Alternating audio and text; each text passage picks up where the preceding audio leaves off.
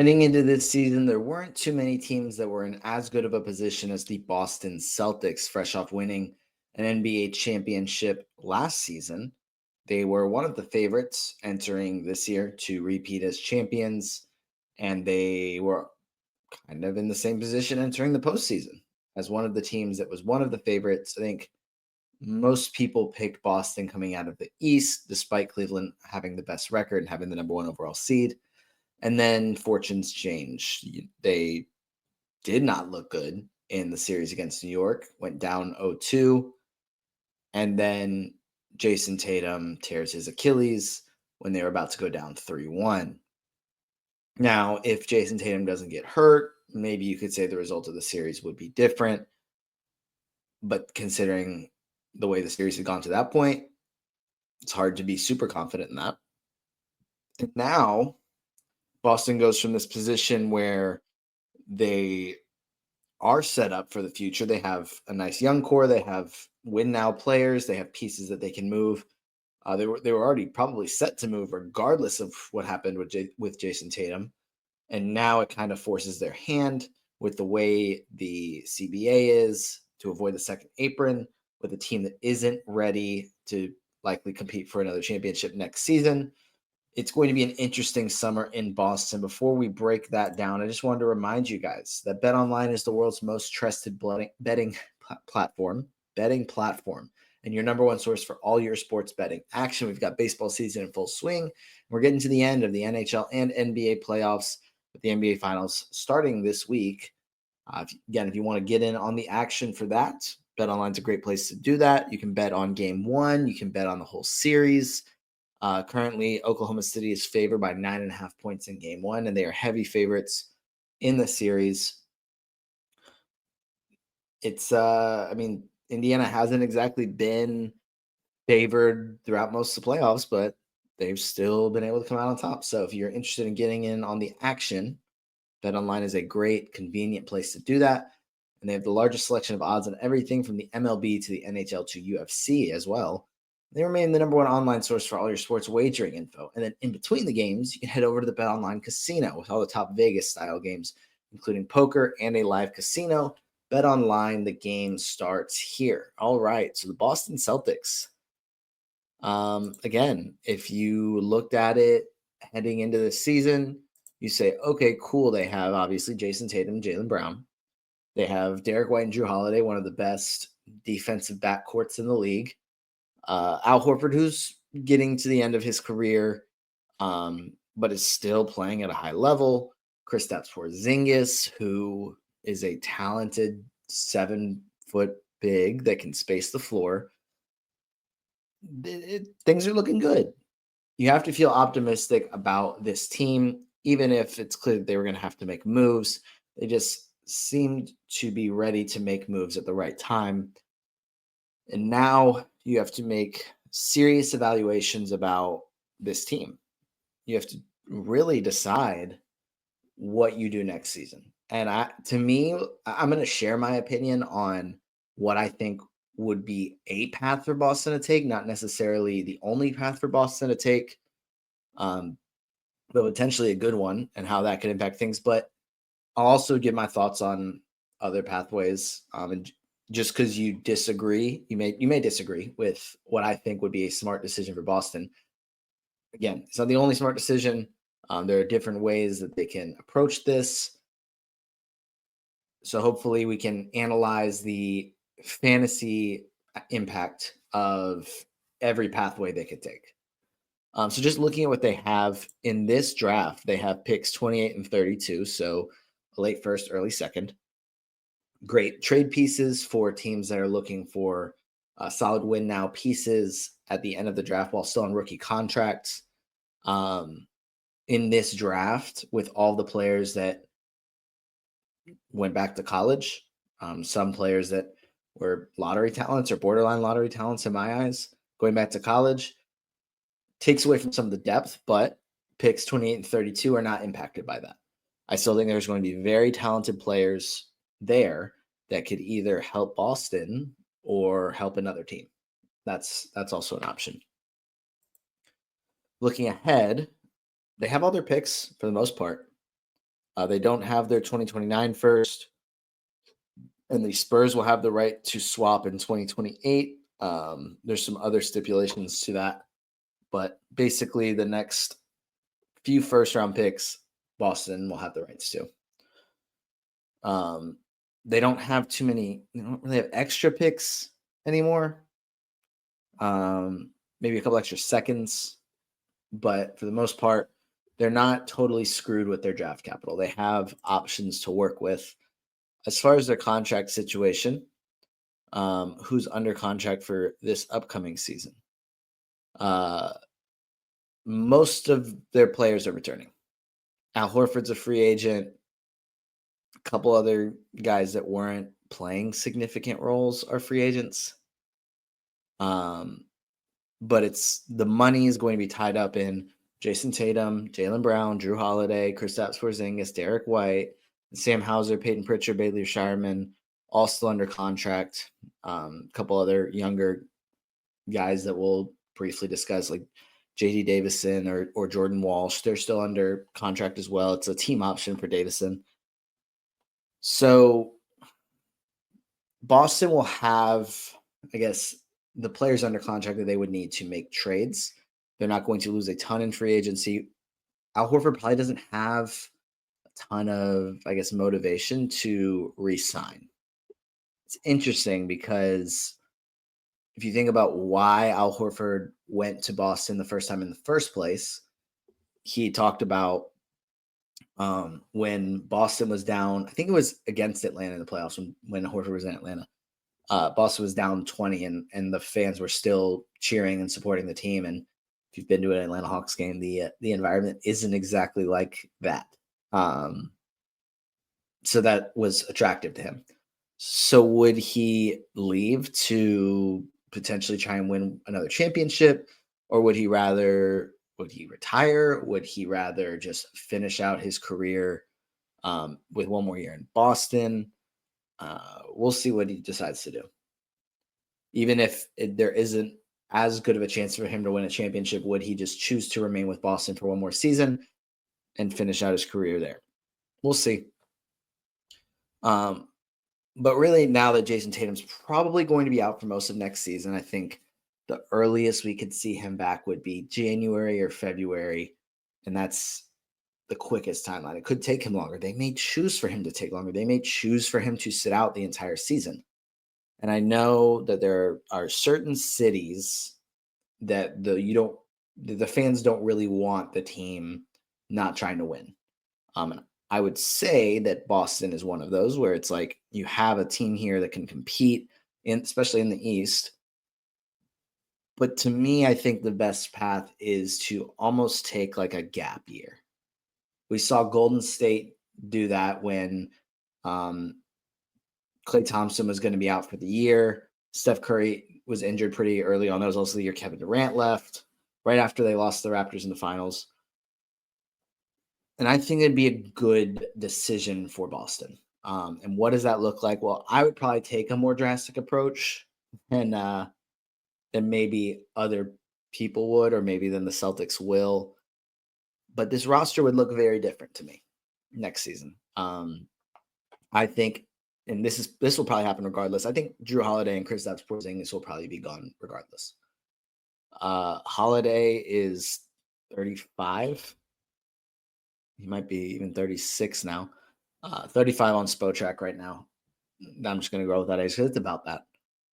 And 2 more years on his contract plus a player option, making 30 plus million.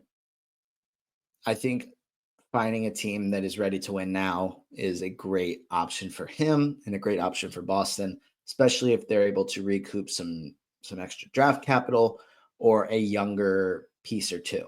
Because even though Drew Holiday is older, he's still more than capable of helping a team win a championship. Kristaps Porzingis, I think partially it's, he's the wrong side of 30, the injury issues the past 2 seasons in Boston.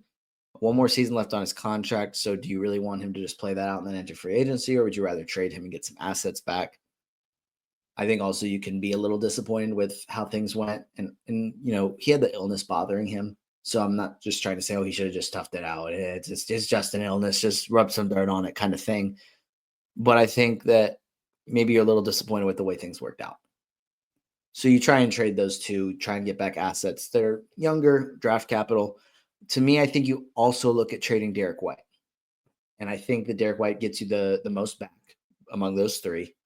I think that Derek White is still playing at a high level. If they keep him, like, great. I'm not saying get Derek White off your roster at all costs. I just think that with the way he's has 3 years plus a player option of up to 4 years left on his contract, that could be very valuable to another team that's trying to win now. But is Derek White at 35, 36 years old? Like, do you want to just take a whole year of that contract and just play it out in Boston, even though you're going to have a wasted season this year? You could. I don't think that's a terrible option, but I think trading Derek White, and I also, and this is me taking my, like I said, my very drastic option. I don't think Boston will do this. I don't think that this is going to be a common opinion that they definitely should do this. But I would also be looking to trade Jaylen Brown and see what you can get back. Now, this isn't me saying get them off the roster at all costs or just take whatever deal. I'm saying if you're able to get value, like legitimate value for Jaylen Brown, then you can do that. Because if you look at the situation, he is 29. Next year, without Jayson Tatum, I don't think that they can make the moves to be a championship winning team. You can make an argument that they will still be competitive in the East, sure, but you look across to the Western Conference at the team that is in the NBA Finals right now, and you say, can my team beat the Oklahoma City Thunder in a 7-game series next season? And I think the answer is no with no Jayson Tatum, and I don't think that's a crazy conclusion. So Jaylen Brown's owed $53 million next year, then 57, 61, 65. That's a lot of money. Jayson Tatum has 5 years with the last year as a player option left on his contract. With the first one, you're just going to be eating that $54 million. And then that's an estimate on Spotrac. So if you're able to trade Jaylen Brown to a team that is more ready to compete, that could be an Eastern Conference team, but what if you're able to trade Jaylen Brown to the West as well? Just make things even more unbalanced in the West versus the East. You give yourself options because, one, between trading those 4 players, you are going to get back plenty of extra draft capital. You're going to get back younger players that are either have a lot of upside or are already playing at a high level that are just younger. That way, when Jayson Tatum comes back, and the Tatum's 27 right now, he could be back just before he turns 28 in theory. But the start of the 2026-27 season, he will be 28 years old and turning 29 that year. So now you're adding a lot of young talent around him that, and I'm not saying let's get all the 19-year-olds and then by the time that they're ready to truly contribute, Jayson Tatum's like 32, 33, because I don't think this would be like a long rebuild, but it would be a retool. So you can get younger pieces that are close to competing at a high level. And you also could maximize your chances to get a top pick in next year's draft. And I think taking that gap year is wise. Because if we're looking at the talent that's at the top of next draft class, it's pretty insane. You have Darren Peterson, you have Cam Boozer, you have AJ DeBonsa. That top 3 alone is going to have a lot of teams looking to tank/rebuild. So if you're Boston and you take this path to go through a rebuild, and when I say rebuild, I mean like probably like a 2-year rebuild, 2-year retool. We saw basically what OKC did. You know, kind of model it after that. Tatum would just be a little older than SGA and already playing at a super high level, whereas SGA, you know, is a 2-year tank in OKC. They were able, through multiple first-round picks, able to draft at a very high level, add a lot of talent, all these things, and now we see what this team is. So would Boston be willing to go through that with Jayson Tatum already out for 1 full season, and then maybe you don't even have to fully tank the next year? You just, if you're potentially able to get one of those top 3 guys, like that's a future superstar. That gives you potentially 15 years with an elite prospect. And I think Boston's in a good position to do that this season, in a position that they wouldn't be for a little while.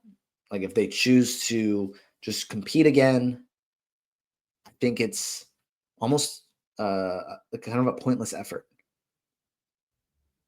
to try and win a championship next season for them without Jayson Tatum.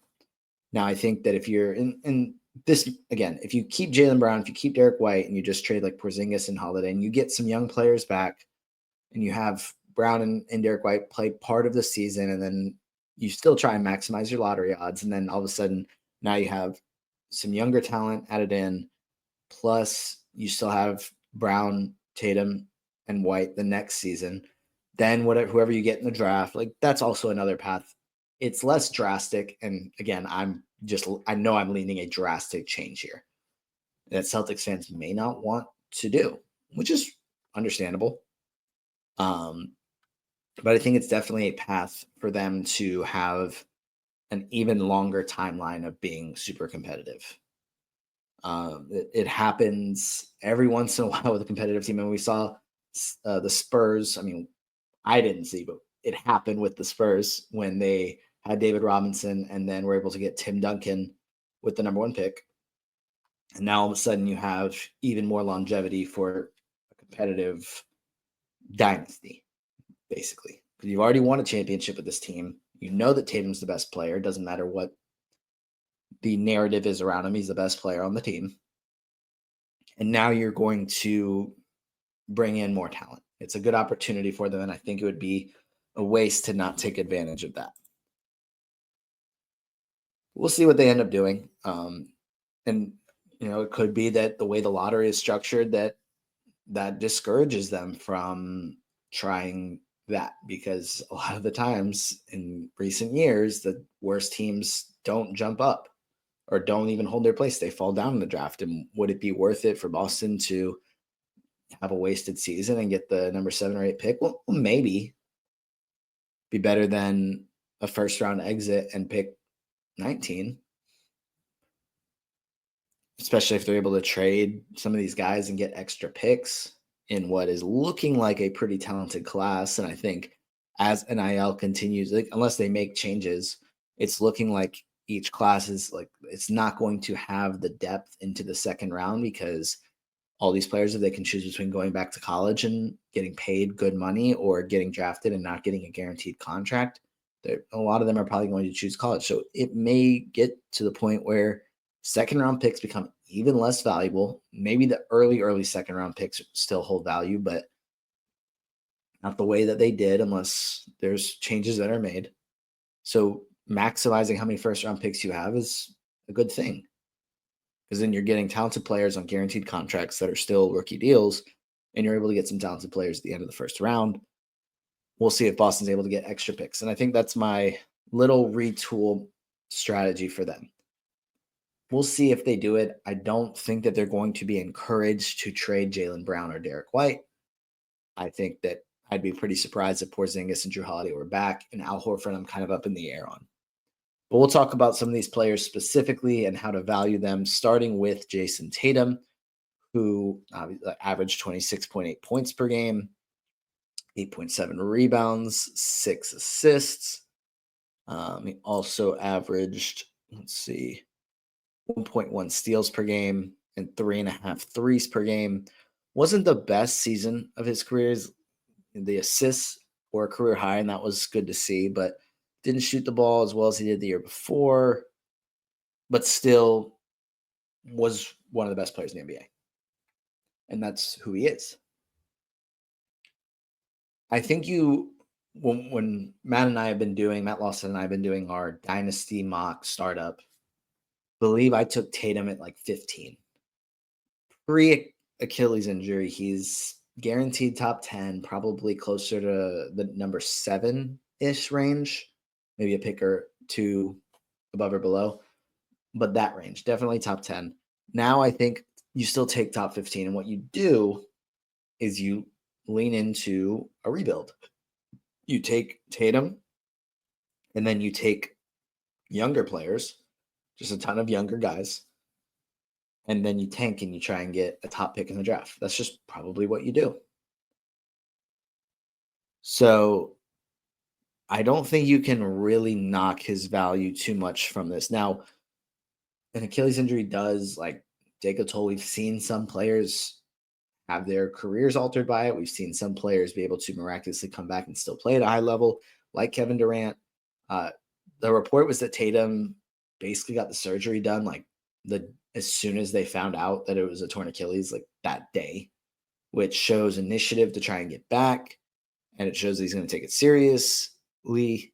Um, and we've also seen throughout his career, he tries to be as available as he possibly can. He's played the least amount of games he's played in the season is 64. And that was the year after the bubble. So I think there's only 72 games that season. So only missed 8 games.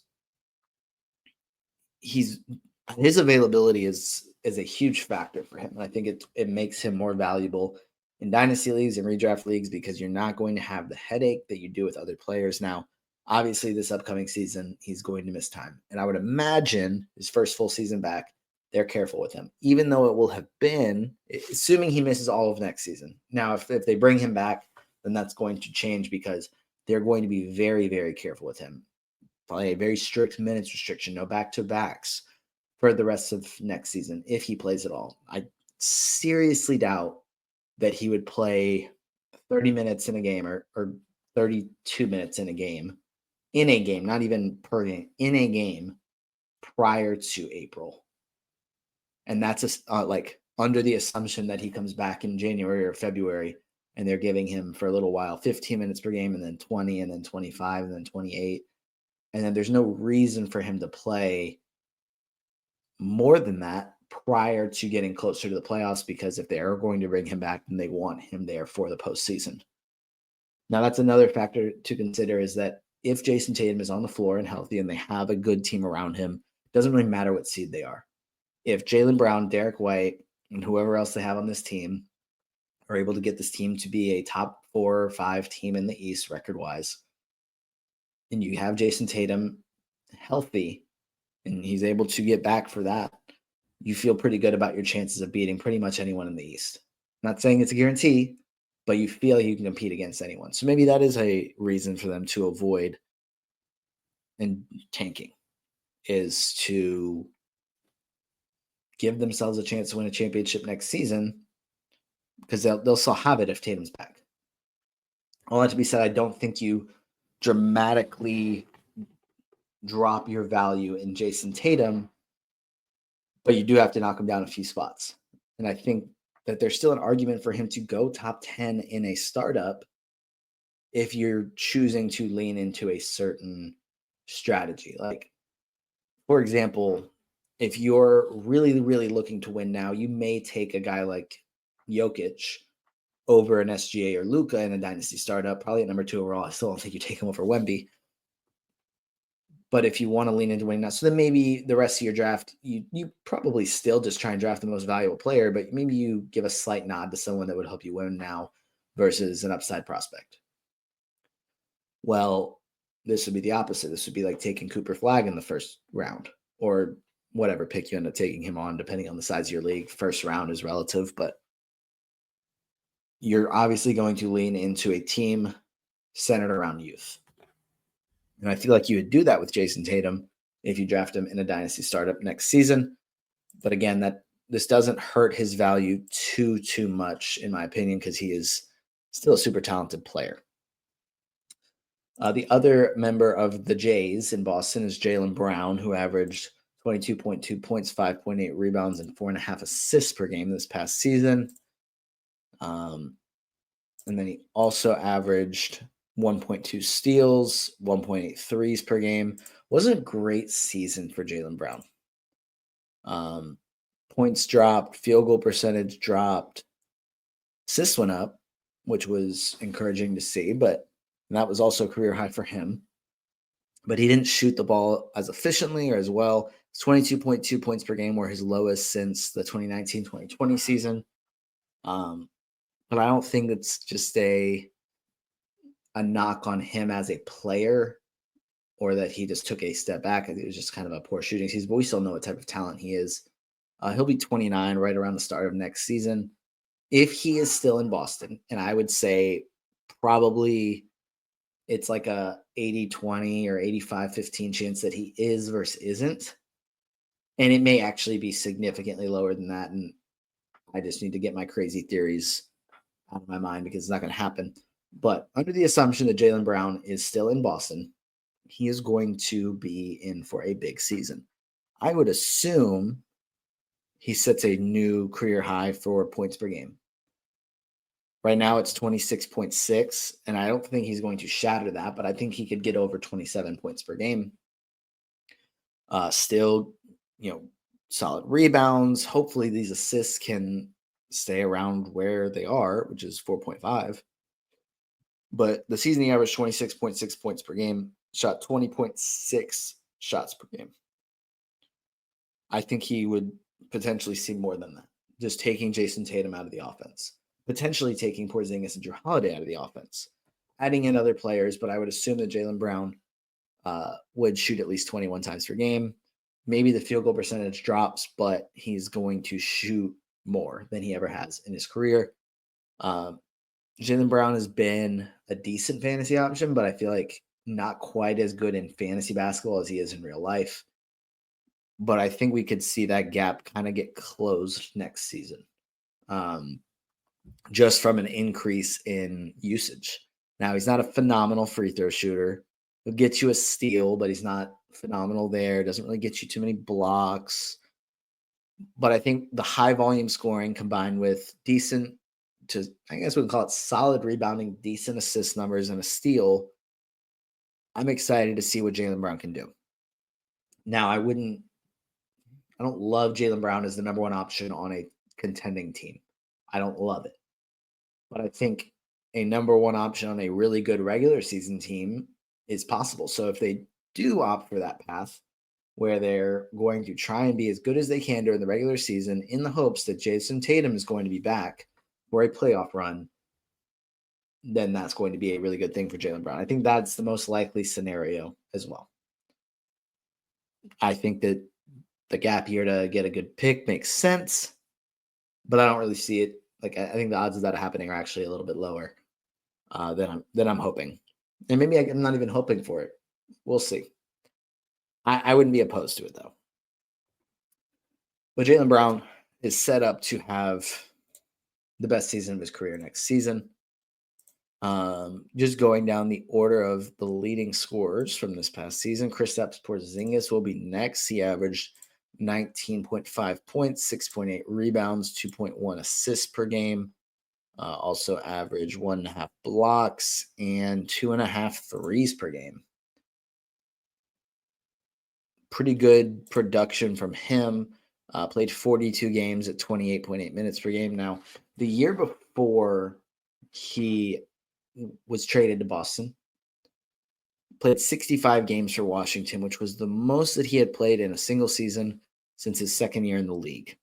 And there was reason to be a little bit encouraged about his availability. He was very intentional that season about wanting to play 65 games, and he did. That was after playing 51 between Dallas and Washington, 43 and 57 for Dallas, 48 for New York in his last season there. Now he's played 99 games across 2 seasons in Boston, while also having his minutes limited. And then the production wasn't great this past season. 19.5 points was his lowest since his last half season in Dallas. That's just looking at those numbers. But his second year in New York, which is second year in the league, he averaged 18.1 points per game. 6.8 rebounds were the lowest since his last season in New York. Wasn't a great year for Kristaps Porzingis. He'll be 30 at the start of next season. He's 7'2". Not a lot of factors in his favor for a lot of longevity to be successful at a high level. I think he can be in the league for a while because he's 7'2" and can space the floor. But that doesn't mean he's going to continue to be as good as he has been. I think it's pretty likely that Boston trades him. Hopefully he's healthy next season, wherever he ends up. If it's back in Boston, I think he'll be solid. hopefully have more availability, but not feeling super optimistic about it just based on the last, like most of his career outside of his last season in Washington. But we'll be keeping an eye on him to see where he ends up.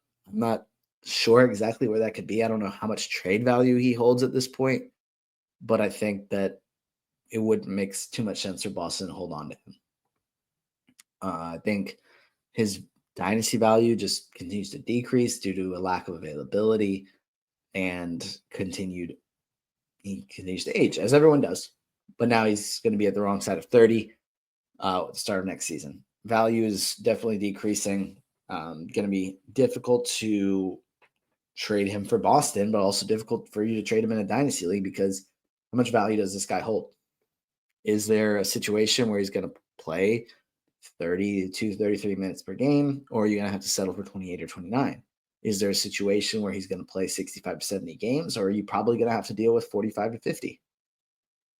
It's hard to feel super optimistic. Anything can happen. Players can just stay healthy. It's hard to predict that. But based on his history, we're not super optimistic that he's going to play 70 games. So it limits his value for sure. But we'll have a better outlook on him, assuming he's moved, but like once he would be moved, or there is some sort of guarantee that says he's going to be back in Boston next season, which again, I'm not super optimistic about. Continuing down the list would be Derek White, who has been a fantasy stud over the last few seasons. 16.4 points, 4.5 rebounds per game, 4.8 assists, 1.1 blocks, 0.9 steals, almost got one of each, 3.5 threes per game at 38.3% from the arc. This was arguably the best season statistically of his career. Career high in points per game, career high in rebounds per game, career high in threes per game. Field goal percentage was slightly down from the year before, as was the free throw percentage, as were the assists. Steals and blocks both dropped by 0.1. So the last two seasons in Boston have been the two best seasons of Derek White's career, but he's been really, really good his last couple seasons in San Antonio, as well as his entire time in Boston. And again, I don't think that there's going to be a ton of motivation for Boston to trade him, but I think he is definitely still a very valuable piece that would hold a lot of value if he were moved. And I think in dynasty leagues you still value him pretty highly because no team is going to trade for him and just want him to not be who he has been in Boston. I don't think he sees his usage drop a ton. I still think he is a decent option for assists, not great, but decent, and then can give you defensive stats and a ton of threes. I don't think the field goal percentage is going to be phenomenal, but it's not terrible. I think it's just going to continue to be like he'll just continue to be that, no matter where he ends up. But I think the most likely scenario here is that he is back in Boston. So maybe we see his usage increase if he's still in Boston because, as I said and have been saying, I assume that Jrue Holiday and Porzingis will be gone. We know Jayson Tatum won't be playing for at least the first few months of the season. And there's a decent chance Al Horford is gone. So we could see Derek White take on extra usage. Maybe that doesn't result in a ton more assists per game, but we could see him continue to average around 5 assists per game and be a good option for threes, but maybe see the points increase as well. But I think the other factor here is going to depend on what they do or how they see this man, Peyton Pritchard, who enjoyed a phenomenal season, a breakout season, won sixth man of the year, only started 3 times this past season, hasn't really started often throughout his career, but averaged career highs across the board, 14.3 points per game, 3.8 rebounds, 3.5 assists, 3.2 threes per game, shot 40.7% from beyond the arc. Now, I think that Peyton Pritchard is going to be the player that arguably benefits the most from Tatum being gone and the repercussions from that. Because if Jrue Holiday is gone, Kristaps Porzingis is gone, in that scenario, I think that there's a decent chance that the starting lineup is Pritchard, Derek White, Jaylen Brown. Now, I think they'll get players back, obviously, from trading Holiday or Porzingis, guys that would have the potential to start, but Talking about a homegrown player that is coming off the best season of his career and has shown himself to be an offensive engine at times. I think it's going to be a big, big year for Peyton Pritchard. I think we see career highs across the board again. Maybe he doesn't beat out 3.2 threes per game by much, or maybe he doesn't do it at all, but around over 3 threes per game. We could see him get closer to 20 points per game, maybe like 17, 18. We could see him get up to 5 assists per game. We see him, Derek White, and Jaylen Brown kind of take on the playmaking duties here. Jayson Tatum has been one of their best playmakers, and Drew Holiday has been a strong playmaker, but we just talked about Jaylen Brown averaged 4.5 assists, and Derek White was at 4.8, and Pritchard was at 3.5. I could see all three of those guys saying that their assists rise. But I think Pritchard could be in for a second straight breakout season where he just sees his numbers rise astronomically. He played 28.4 minutes per game this year. I think there's definitely a reason to just rely on him to play more minutes. He'll still be 27 starting next season, and he'll turn 28 in January. But he still feels like a younger player just because I think he's been on the bench a little bit throughout his career and only got drafted in 2020. He's older than Jayson Tatum, but by 2 months, month and a half, maybe a little less, but was only drafted in 2020, whereas Tatum went in 2017 because he came in as an older prospect.